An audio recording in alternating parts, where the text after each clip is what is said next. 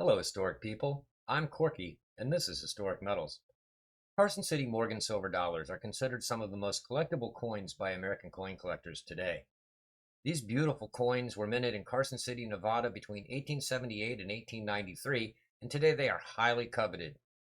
In this video, we'll take a closer look at the history of the Carson City Mint and the origin story of Carson City Morgan silver dollars, as well as some ways you can get started collecting them yourself and how to look out for fakes. So let's dig in.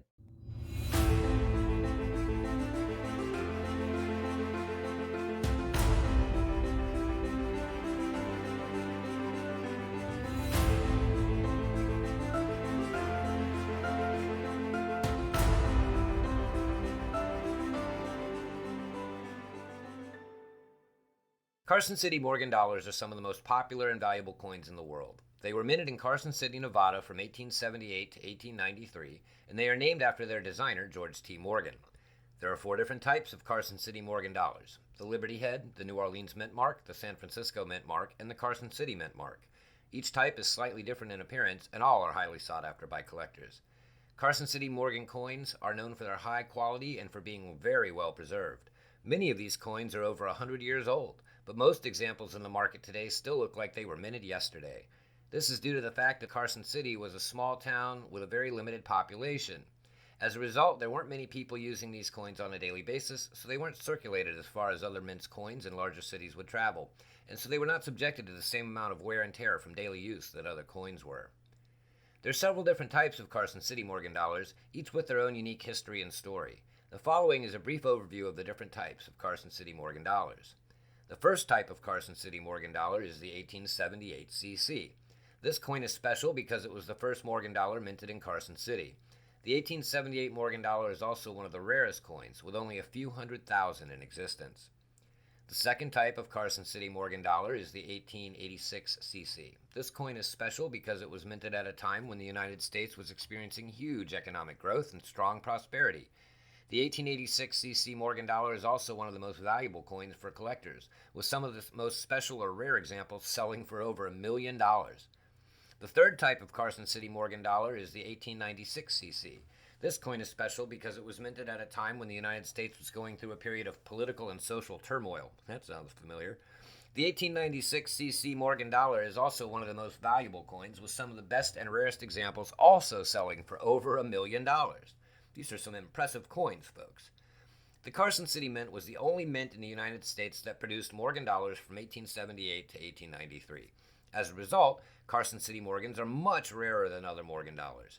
In addition, the Carson City Mint was located in a remote area of Nevada, and most of the coins produced there were never circulated, making them even more valuable. The history of the Carson City Mint is also fascinating. The mint was built during America's westward expansion and played an important role in the development of the American West. Today, the Carson City Mint is a National Historic Landmark and a popular tourist destination. In March 1863, just a year and a half before Nevada became a state, Congress passed legislation to establish a mint in Nevada Territory. By this act, the U.S. government presumed that rich veins of precious metals discovered 4 years earlier in what would become known as the Comstock region would necessitate an assaying and coining facility in this part of northwestern Nevada Territory. Abraham Curry, a founding father of Carson City, lobbied hard for the mint to be built in his town. Curry's persuasive tactics paid off, and Congress chose Carson City for the site of the new mint. The government bought a tract of land in the northwest section of that small community in 1865, but because of more pressing concerns, like bringing the Civil War to an end, construction on the mint did not begin until the summer of 1866. Appropriation delays and other problems dragged on construction for over 3 years, with Curry forced to visit Washington, D.C. on occasion to plead for government cooperation. Exceeding the budget by nearly 200% at a cost of over $426,000, Curry delivered the mint to the citizens of Carson City and the U.S. government in late fall of 1869. Delays in the shipment of dyes from back east did not restrain Curry from opening the mint in the first week of January 1870, although it would be another month before his team struck any actual coins. The new 1870 CC Liberty-seeded silver dollars, released in early February, launched the Carson City Mint on its colorful but short career of manufacturing coins with the novel CC mint mark. Between 1870 and 1893, the year coining operations ceased. The mint on North Carson Street produced dimes, 20-cent pieces, quarters, halves, 2 types of silver dollars, trade dollars, and gold $5, $10, and $20 pieces. Due to various circumstances of the time, the Carson City Mint did not strike coins in 1886, 1887, or 1888. All told, the Carson City Mint released over 56.6 million coins with a face value of just shy of $50 million. Morgan silver dollars, produced from 1878 through 1893, again, none from 1886 to 1888 though, are the most well-known of all coins displaying the CC Mint mark. But many other date denomination combinations issued by this fabled institution have captured the imagination and interest of collectors for more than 130 years. The U.S. government sold the Carson City Mint building to the state of Nevada in 1939 for $5,000. On October 31, 1941, which is Statehood Day, Nevada opened it as a state museum. Millions of tourists have visited the historic site over the past 70-plus years to view important artifacts and experience the 19th century Mint's ambiance. Two featured attractions are the restored original coin press from 1870 and the celebrated Norman H. Bilt's Carson City coin collection, which Wells Fargo Bank donated to the state of Nevada in December of 1999. Other mints, of which only 8 have operated on U.S. soil, offer rich histories, but not one can compare with the passionate appeal to collectors distinctively characterized by the legacy left by the Carson City Coin Factory. It is, like the 1873 CC without Arrow's dime, one of a kind. Until 1964, people in the U.S. could redeem silver certificate paper money for the old silver dollars made at the nation's mints between 1878 and 1935. Because of this, the Treasury's supply of silver dollars eventually dwindled until only about 3 million coins remained, most of them having come from the Carson City Mint, which ceased coining operations for good in June of 1893. The Treasury froze the stock of old silver dollars until the government could make a decision about what to do with the remaining stash. The silver dollars were transferred to the West Point Silver Bullion Depository in New York for safekeeping at that time. In 1970, Congress authorized the General Services Administration to sell the hoard of silver dollars to the public. Officials devised a mail bid system with minimum prices for each dollar established and limits placed on the quantity any bidder could buy. The proceeds from the sales, in excess of expenses, would go to the National Treasury.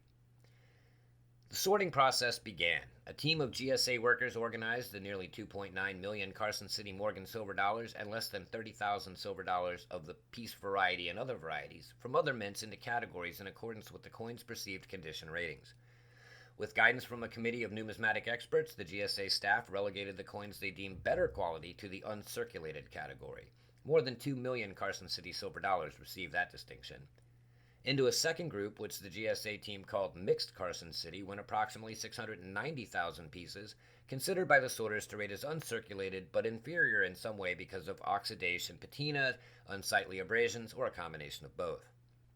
The third category, consisting of less than 100,000 coins, was created for Carson City dollars the GSA workers viewed as circulated.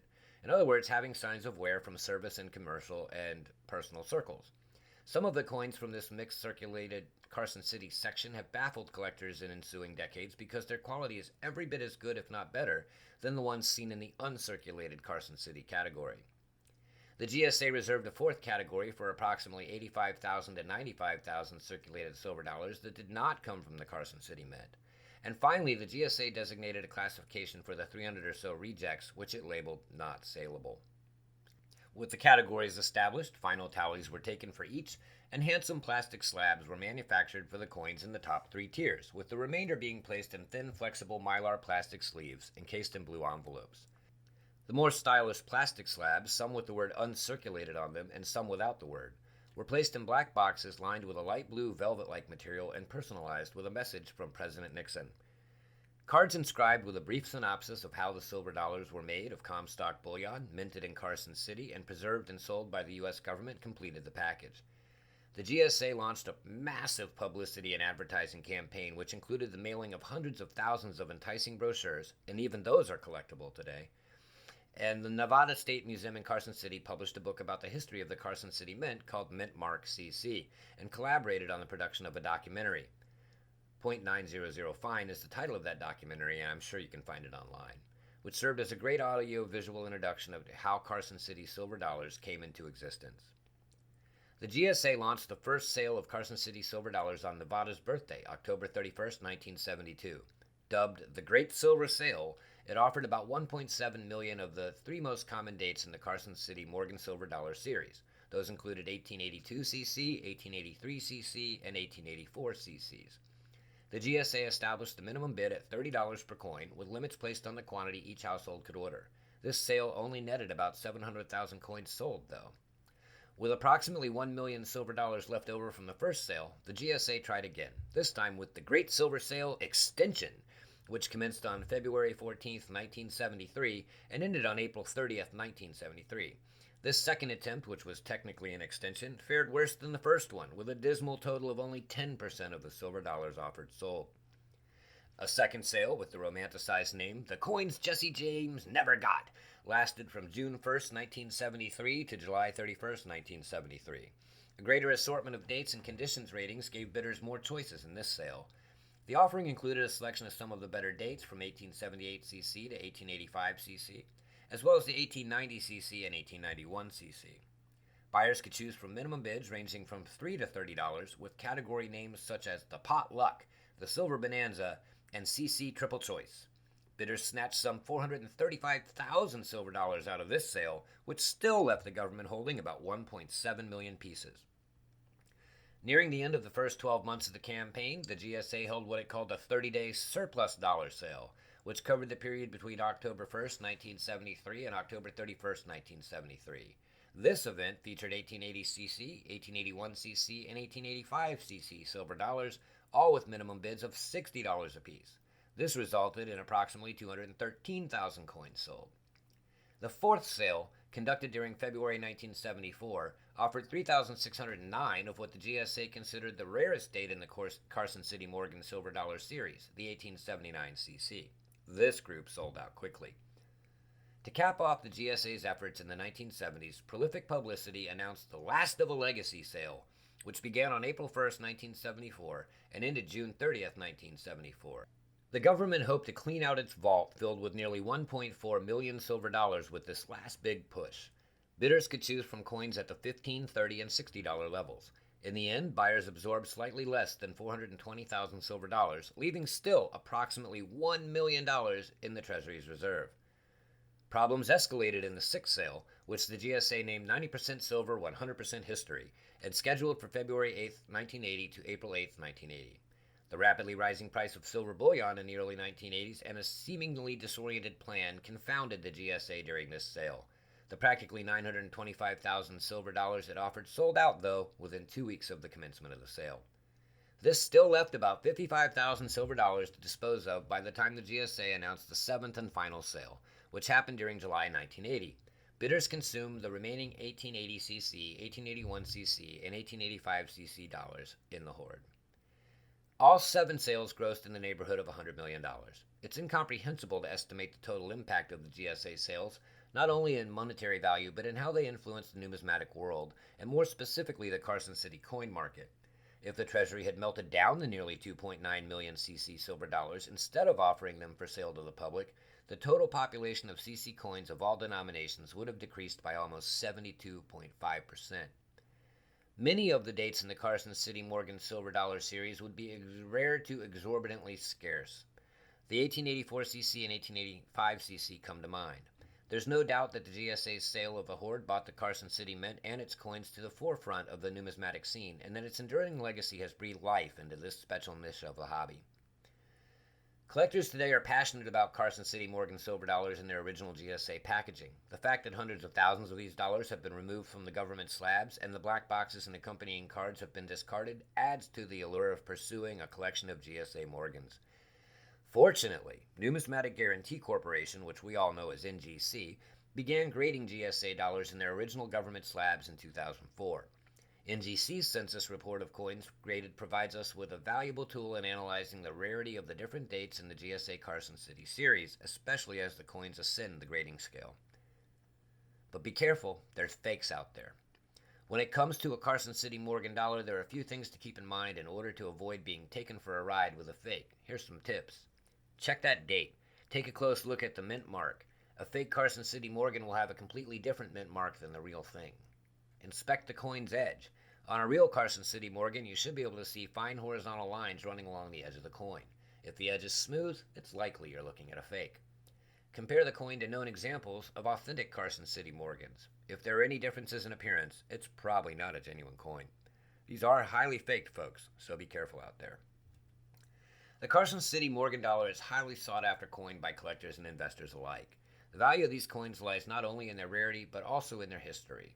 Interest in GSA Carson City silver dollars should increase substantially into the future, and even more so now that 2022 marks the 50th anniversary of the launch of the first GSA sale. Carson City Morgan silver dollars are an American treasure. They are beautiful, unique, and have a rich history. They're also a great investment as they tend to appreciate in value over time. If you're looking for a special coin to add to your collection, or if you simply want to learn more about American history, Carson City Morgan dollars are a fantastic place to start. If you're lucky enough to already own a Carson City Morgan dollar, you have a true American treasure and a fine example of historic metals. Thanks for watching. Don't forget to like, subscribe, and ring that notification bell, and we'll see you next time on Historic Metals.